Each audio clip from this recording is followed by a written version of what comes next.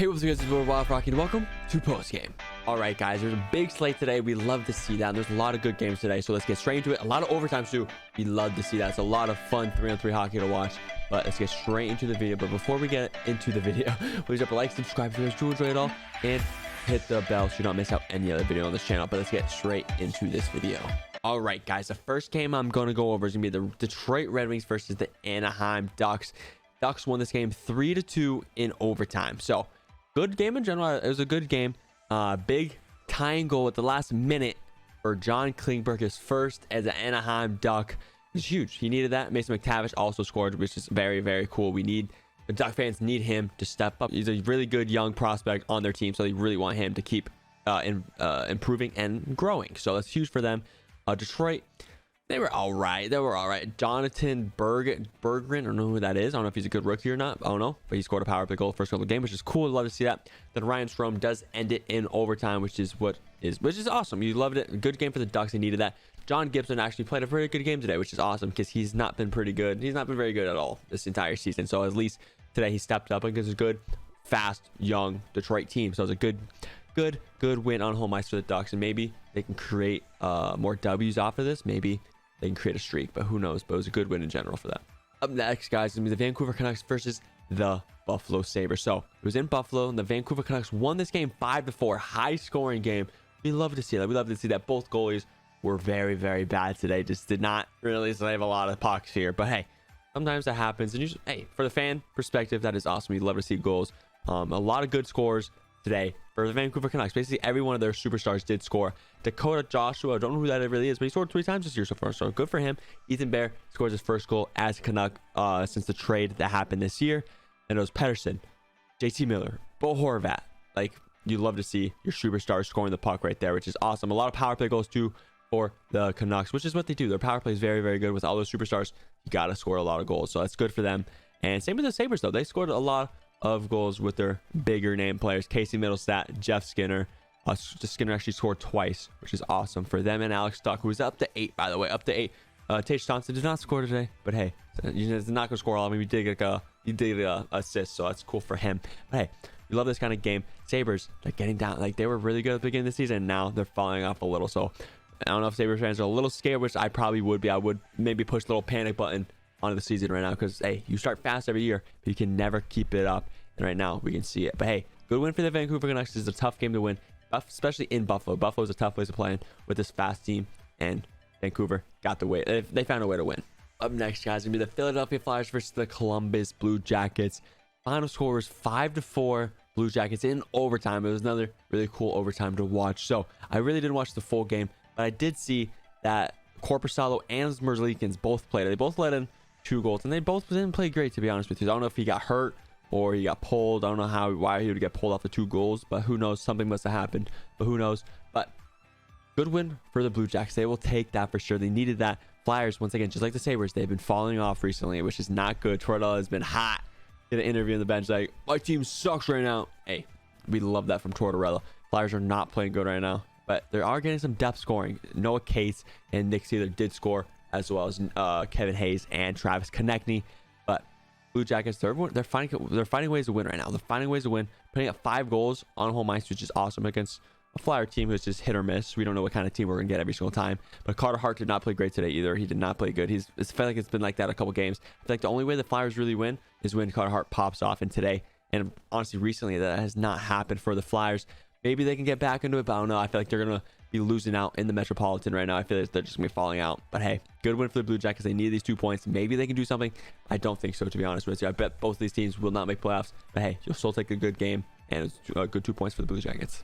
Up next, guys, is gonna be the Tampa Bay Lightning versus the Dallas Stars. Tampa Bay won this game 5-4 in overtime. Another overtime thriller. We love these overtimes, especially 2 really good teams with as the Lightning and the Stars. But hey, Andre did not play great today, if I'm being honest, and neither did Brian Elliott. Obviously, it was not Vasilevsky, so who knows if this game would have been different if Vasilevsky played. But who knows? You got to give props to the Stars for putting a lot of goals on a very tough team in Tampa Bay. Foxka tying goal in a short-handed goal, which is crazy. But that it's gonna happen when your power play is just super good. So like, I mean, it's gonna happen sometimes. So there's a lot of special teams goals today. Tampa also scored on the power play, and Dallas scored twice on the power play, which is awesome for them. It was cool like that. But hey, Goalies did not do. I feel like today was a not too good day for goaltenders because there's a lot of goals today, and that goaltenders don't really love that, obviously. But hey, Tampa Bay will take the 2 points. They needed the 2 points because this Atlantic division is gonna be tough, and they're creating a streak. The Stars, though, it's gonna be tough. The Central is getting tight at points at times. Who knows what's gonna happen in the Central? It's gonna be very, very tight race. I cannot wait. It's gonna be a tight race the entire year, to be honest, until the last game probably. But hey, Marchment did score, which is awesome. You need him to get going because he is a natural goal scorer. So if he can keep scoring, that'd be huge for them. Pavelski's going to keep doing his thing. Your best player, Robertson, did score as well. Stamkos is scoring. So what we love for that. Nick Paul, Stamkos, Ian Cole even scored. And Alex Killorn, game winner in overtime for the Lightning. Big W for the Lightning. Up next is the Pittsburgh Penguins versus the Toronto Maple Leafs. The Maple Leafs won this game 5-2 in Pittsburgh. Penguins, I don't know what to say, man. Like, I don't know what to get started on this. Penguins have been absolutely horrible. It's hard to watch, man. Like, it's like, should we just rebuild? Like, I don't know. We have Malkin and Crosby and Letang. We can't just rebuild. We can't just do that. So it's tough. It's tough in Pittsburgh right now. I don't know what's happening. I know goalies aren't like, I know Jari's not healthy right now. And I feel like our bottom six is not great. But the only thing, even our first line is not good. Crosby's line is not good right now. The only good line, I think, only positive thing in Pittsburgh right now is the second line. Malkin, Zucker, and Raquel. It's the only good thing right now in Pittsburgh. And it just can't happen. Like, I know Toronto. We just played Matt Murray, who hasn't played in over a month. And we know he's not the greatest. He was our goalie. I mean, he was our goalie that we traded because we knew he wasn't going to be that great anymore. And he showed up and he dominated the Penguins. Obviously, it was 3-0. Quick goal in the second period, like 11 seconds. That cannot happen. But we did obviously come back 3-2, brought it close. Second period was all ours. Then Bunting basically put the nail in the coffin at the end of the second. Bad play by the Tang, not covering him.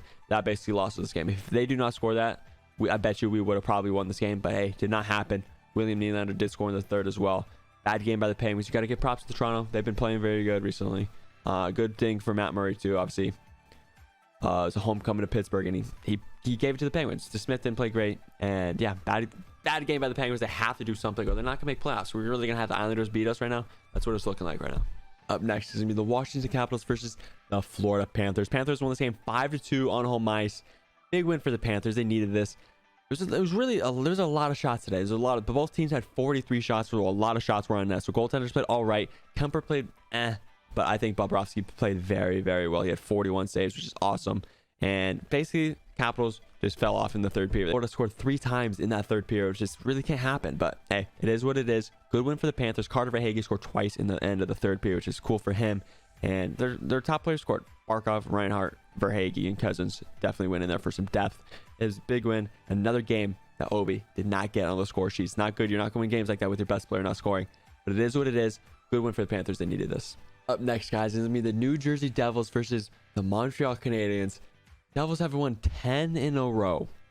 This team, are they the Stanley Cup champions right now? Like, what is happening? Is this team that good? I'm going to be making a video on this team to see if they're that good. They scored 3 goals in the second period. Jack Hughes put a puck in the net twice today, which is awesome. Dougie Hamilton, who's been scoring a lot recently too, did score. Jesper Bratt and John Marino. I think that was an empty net or something. Like 4 seconds left, whatever it was. But hey, 5-1 to the Devils. This team is looking good. Danacek, unreal. 9.62 save percentage, which is crazy. This Canadian team, it's a trap game basically every game they play because they're pretty damn good. I mean, they're fast and they can score the puck. And today the Devils shut them down. That's what they like. Devils are looking really, really good.